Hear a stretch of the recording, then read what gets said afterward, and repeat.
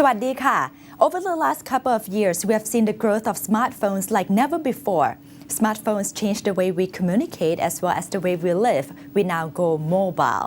While Thailand has yet to use 3G network on a nationwide basis, Sweden is now starting to use 4G technology. Now, how is 3G and 4G technology vital to a country's development?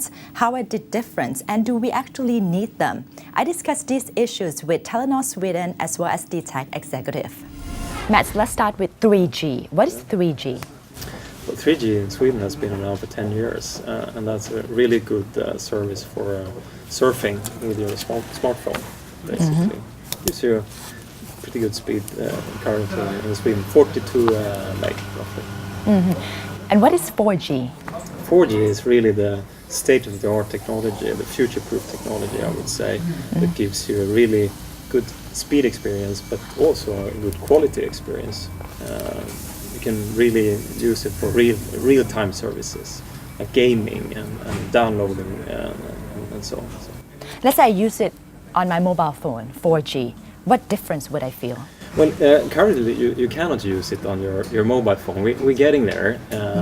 4G on mobile phones will be out on the market maybe next year. So currently it's a large screen. It's a mobile broadband service only. So basically it's using your laptop or your ordinary PC as well.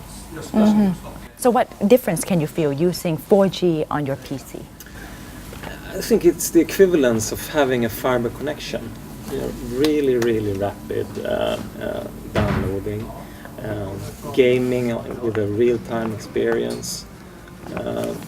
It's like maybe I should make an analogy. Getting into really fast and convenient car compared with a really old one. You get a touch and feel that's really modern. Really speedy. What is 3G? In Thailand, we talk a lot about it. Yeah. 3G, don't think about technology. Don't think about boxes. Don't think about, complicated things. Think about speed. Think about a real-time experience.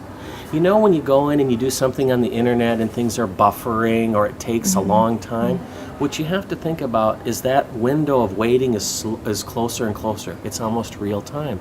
3G allows real-time communication. It allows real-time access to data. Who wants to sit and wait for something? When you search, you don't want to wait for 30 seconds for something to come back. So it really expedites the experience. We call it a very rich experience now. It's real time. How important is the 3G? It's hugely important. First of all, the speed. That's the first thing the consumer recognizes. Secondly, the network was built for data. And because it was built for data, it's cheaper. To the consumer, that means tariffs and data bundles that he or she can afford. It becomes now accessible to all. So it reduces the cost, increases the experience, and it allows us to do much more than we could with the older networks.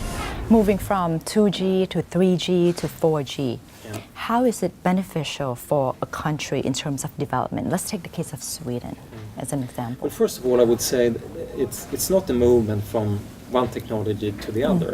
For us, it's very much it's a puzzle where every technology fits together with the other one. We need 2G for good voice experience. We need 3G for good small screen or surf experience, and we need 4G for a large screen experience. So they complement each other. But clearly, we could not do this without upgrading our 3G networks and moving over to 4G. With the demands the Swedish consumers have today, 4G is a necessity, basically, to cope with the demands, cope with what all the consumers would like to do in Sweden. So it's very important to have this technology ladder, but we're not getting rid of anything. We're getting rid of the fixed phone. Okay. No one is using it anymore. Do you have a fixed phone at home? I have. I shouldn't, but I have. But quite a lot of households are now getting rid of their fixed phones, only having mobile phones. But from a mobile network perspective, we need 2G, 3G, and 4G. How are Swedish consumers reacting to the 4G launch? Excited. But I think they're all waiting a bit for us to build out our coverage. So I think we will see strong interest, but still, it will take probably another 12 months before we see the really rapid pickup in demand. It's still a lot of 3G mobile broadband being bought by Swedish consumers. So I think 2012 we will see the really big pickup on 4G. For Thailand, 3G is having some problems here. Regulations and all the other problems. Can we just jump to 4G? It's possible. What I would recommend right now is we have to focus on what we can see, and that's 3G. 3G is the basis. It's needed for voice. It's needed for basic services. You can't forget about 3G and go straight to 4G. But there's a chance we could do things together. There's a chance we can do the 3G process, most likely on 2.1 megahertz or gigahertz, and do 4G at the same time. 4G logically fits in some of the current spectrum bands that we have in Thailand. And it would be great to work with the MBTC, the regulator, and the industry to say, what if we do this at one time? What if we do 3G and 4G at the same time?